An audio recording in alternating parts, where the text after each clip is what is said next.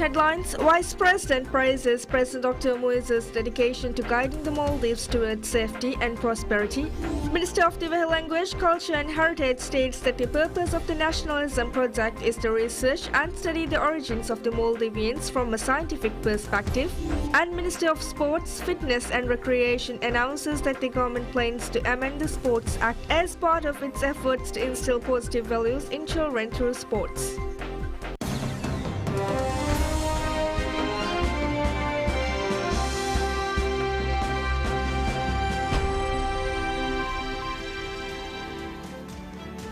Bismillahirrahmanirrahim. Assalamu alaikum. Hello and welcome to PSM News in English. I'm Utma Mahmoud, your host for the evening.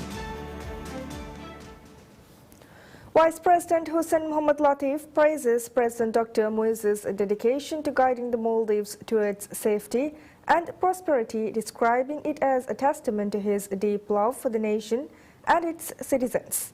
He made the remarks during a ceremony held to mark this year's National Day celebrations in Mangudu, Shavin Atoll.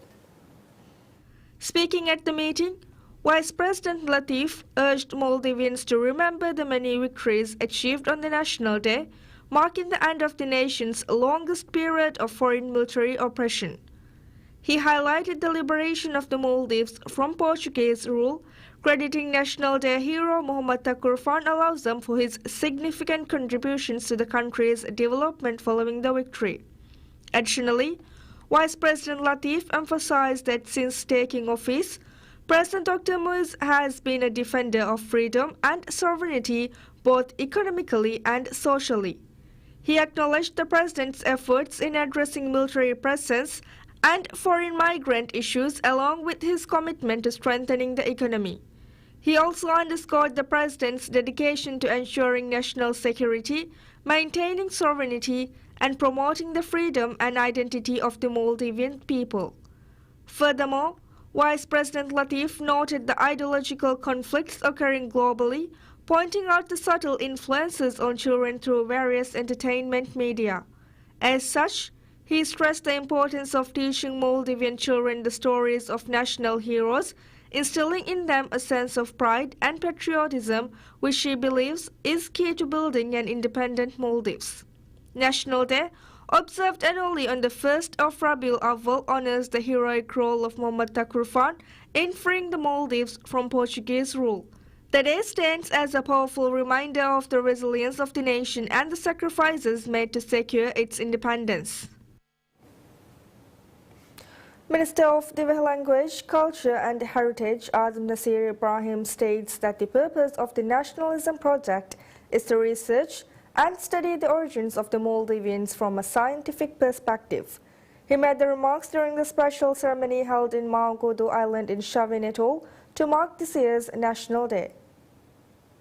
Taking the podium at the ceremony, Minister Adam Nasir reiterated that the purpose of the Nationalism Project is to research and study the origins of the Maldivians from a scientific perspective to restore the national identity that is being lost. He highlighted that the country's history shows that unity was what saved it from every danger or threat it faced. The minister stated that the people of Maldives should always stay united. Furthermore, Minister Adam Nasir noted that President Dr. Muhammad Muiz aims to restore the unity and the noble qualities that existed among the ancestors. He added that the President is working tirelessly to make a Maldives of the Maldivians. He stated the President gives a high priority to restore nationalism in the Maldivians. The National Day of the Maldives is celebrated annually on the 1st of Rabiul Awwal to commemorate the liberation of the country from the Portuguese.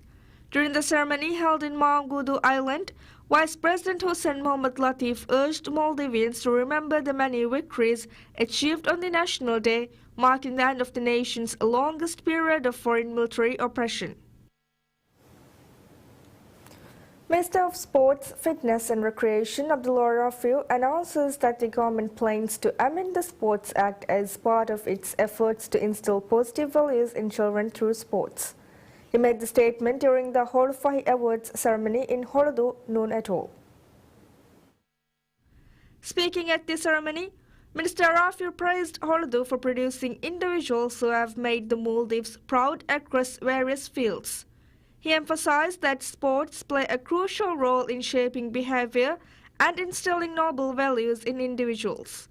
He also highlighted the government's commitment through the Sports Ministry to promoting good morals among children via sports. Additionally, Minister Rafi stressed the need to revise the Sports Act to involve the entire nation and decentralize sports. He outlined plans to integrate a school sports system within the education sector and provide training for sports instructors in schools. He said that the initiative would emphasize values such as cleanliness, punctuality, respect for others and elders, listening to coaches, teamwork, and the ability to handle both victory and defeat. He also said that he believes that sports can contribute to mental health and well-being. Furthermore, Mr. Rafi expressed his belief that these values are essential in raising well-rounded individuals. He also aims to elevate sports to the same level of importance as other academic subjects in the Maldives. The government initiates efforts to establish a strong transportation system connecting the newly reclaimed areas near Mala City. The initiative is being carried out in collaboration with the Ministry of Transport and Civil Aviation and the Maldives Transport and Contracting Company (MTCC). The reclamation and development of several lagoons in the Greater Mala region form a key component of the government's larger development master plan, with the Ras Mala project being a flagship initiative announced by President Dr. PSMNEWS. As such, several of these projects are already underway across the region, with early attention being given to the establishment of essential services. Speaking to PSMNEWS, Managing Director of MTCC Ahmad Saudi confirmed that efforts to establish a strong transport network link in these areas have begun. He noted that MTCC is collaborating with the Ministry of Transport to develop transportation models for the region.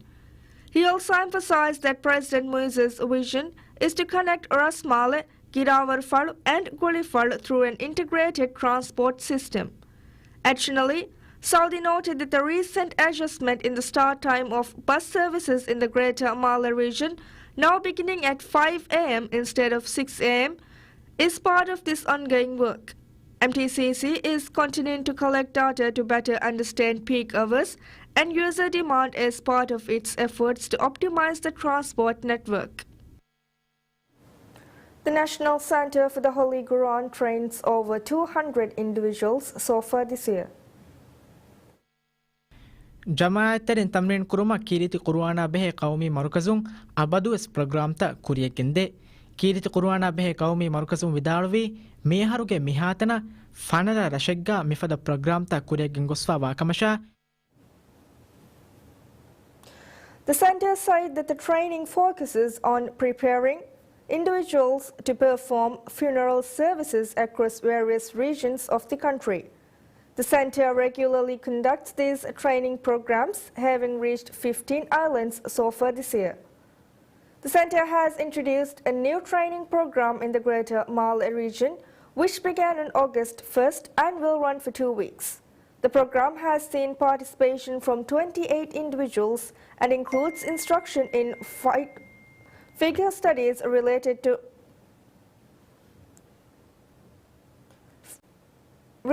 funeral rites, as well as practical training in performing funeral prayers and burial procedures. In a post on social media, Minister of Islamic Affairs Dr. Muhammad Shahim Ali Saeed highlighted the importance of such programs in the Maldives. He explained that in many islands there are often no available individuals to conduct burials, and the remaining residents are often too elderly. He also said that the center is extending its training programs nationwide to address this issue. The government is committed to preserving the Islamic heritage of the Maldives and enhancing religious knowledge and awareness.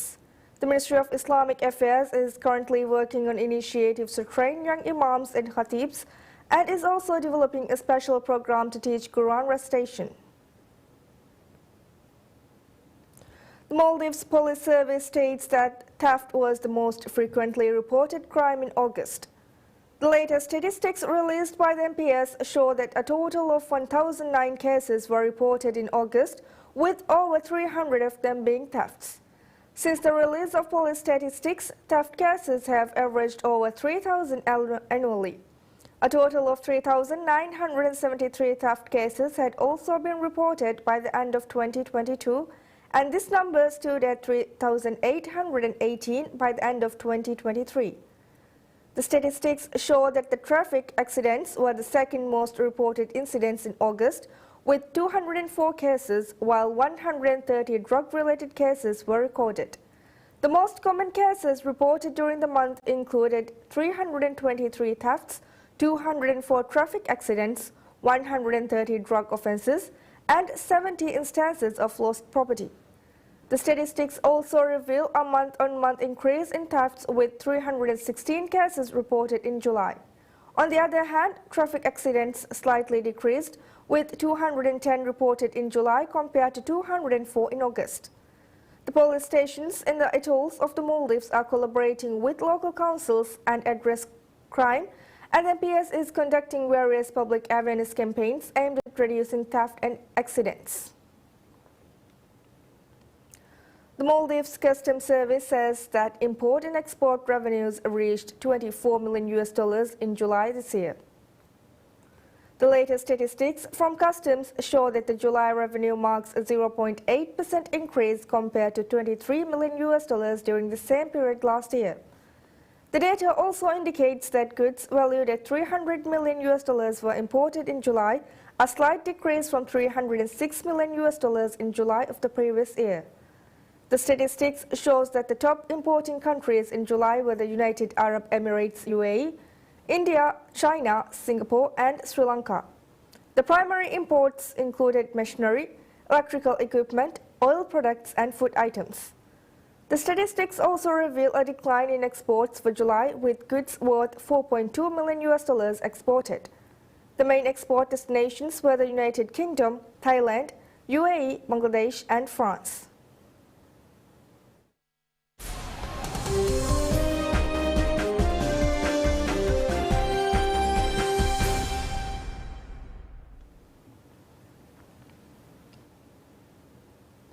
Byte Pakistan, a partnership between China's Byte and Pakistani car group Mega Motors, predicts that up to 50% of all vehicles brought into Pakistan by 2030 will be electrified in some form, in line with global targets. Warren Buffett-backed Chinese electric vehicle giant BYD last month announced its entry into Pakistan, making the South Asian nation of 250 million people one of its newest markets. The partnership has announced plans to open an assembly plant in early 2026, but will introduce vehicles for sale later this year after launching 3 models in August. Cameron Kamal, BYD spokesperson in Pakistan, told that he sees conversion to new energy vehicles at up to 50%. I think that is the number globally being quoted, that the combustion engine cars and the new energy vehicles will be 50-50 split. That's how I see it. The target is an ambitious one for Pakistan's auto sector, which has been largely dominated by Japanese automakers Toyota, Honda and Suzuki, with vehicle sales hitting a 15-year low in the fiscal year to June. Kamal said the challenge of charging infrastructure would be addressed by government plans to incentivize its construction. Local media reported in August that standards for EV charging stations had been drafted by the Power Ministry, with the government considering offering them affordable electricity. I think Pakistan might lag a little bit, but I don't doubt that Pakistan will be too far behind. The economics works in our favor as well. If I tell you that you can buy a car at pretty much closer to or some premium to a fuel car, and there is an operational cost reduction, would you not buy it? Kamal said BYD Pakistan is collaborating with 2 oil marketing companies to establish a charging infrastructure network and aims to establish 20 to 30 charging stations within the initial phases concurrent with the rollout of its cars. BYD Pakistan will initially sell fully assembled vehicles which are subject to high import charges, then vehicles shipped in parts and assembled locally. BYD Pakistan is deciding on the size of a new plant, but details about the investment and partnership with power utility Hubco will be disclosed later.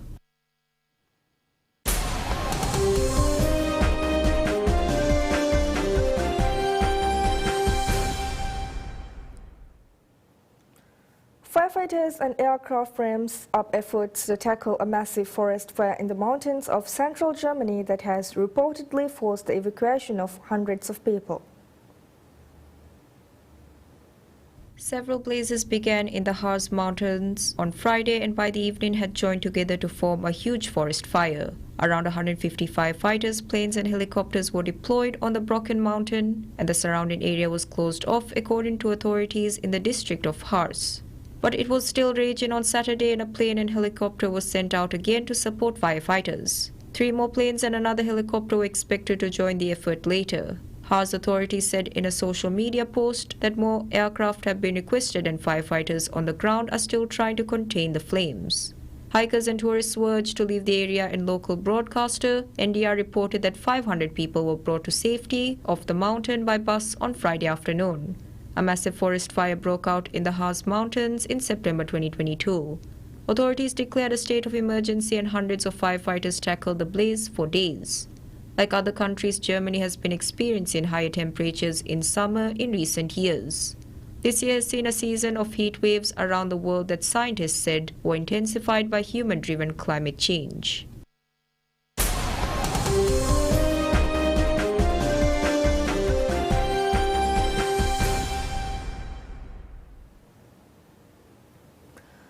Taylor Fritz holds on to beat France's Tiafoe 4-6, 75, 46, 64, 61 in a blockbuster All-American semi-final at the US Open and will take on the role of the underdog when he meets Italian top seed Jannik Sinner in the finale. It's the first time in 15 years that an American man has reached a major final and both Fritz and Tiafoe wanted to be the one to break the barren streak. But Fritz had the legs to go the distance with 16 aces while Tiafoe lost steam in the 4th set. It capped an action-packed program at Arthur Ashe Stadium as Sinner took down A-League Briton Jack 7-5, 7-6, overcoming muggy conditions in a chaotic match. Fritz and Sinner, who are deadlocked 1-1 in career head-to-head, will meet on Sunday. Fritz got a 0-3 head start in the first set, but Tiafoe showed he would not be pushed around as he broke back from the baseline in the 5th game and outlasted Fritz in the 16-shot rally to take the lead in the 7th game. The longer rallies gave way to quick points in the 2nd set where Fritz fell to love in 5 straight service games and put up just 3 unforced errors before breaking Tiafoe with a terrific drop shot on set point. Tiafoe got his revenge as he sent a forehand winner down the line to go up a break in the opening game of the 3rd set and he raised his fist in satisfaction after taking the frame. Tiafoe began to show signs of fatigue in the 4th set after an epic 31-shot rally in the 7th game and he helped Fritz to the break in the 10th with a pair of double faults and a couple of unforced errors.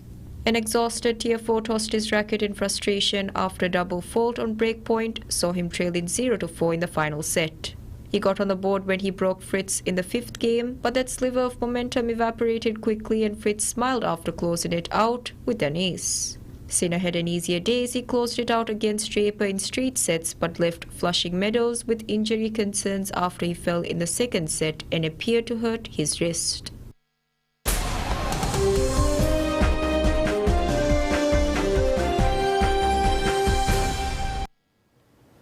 Once Starliner made its long-awaited return to Earth without the astronauts who rode it up to the International Space Station after NASA deemed it too risky to bring them back aboard the spacecraft.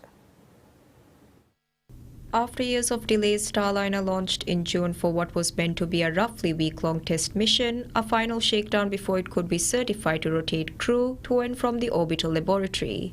But unexpected thruster malfunctions and helium leaks on its way up derailed those plans, and NASA ultimately decided it was safer to bring Butch Wilmore and Sodie Williams back on a rival SpaceX Crew Dragon, though they'll have to wait until February 2025. The gumdrop-shaped capsule touched down softly at the White Sands Space Harbor in New Mexico, its descent slowed by parachutes and cushioned by airbags having departed the ISS around 6 hours earlier. Ground teams reported hearing sonic booms as it streaked red-hot across the night sky, having endured temperatures of 3,000 degrees Fahrenheit or 1,650 degrees Celsius during atmospheric re-entry. NASA welcomed the well-executed landing. Associate Administrator of the agency's Space Operations Mission, Directorate Ken Bowersox, said that NASA and Boeing learned an incredible amount about Starliner in the most extreme environment possible. After carrying out extensive ground testing to simulate and overcome the technical issues encountered during Starliner's ascent, Boeing promised both publicly and behind closed doors that it could safely bring the astronauts home. NASA, however, disagreed. The stakes remain high for the century-old aerospace giant, with its reputation already battered by safety concerns surrounding its commercial jets and its long-term prospects for crewed space missions hanging in the balance. Shortly after undocking, Starliner executed a powerful breakout burn to swiftly clear it from the station and prevent any risk of collision, a maneuver that would have been unnecessary if crew were aboard to take manual control if needed. That's it for now. Thank you for watching. Have a pleasant night ahead. Bye-bye.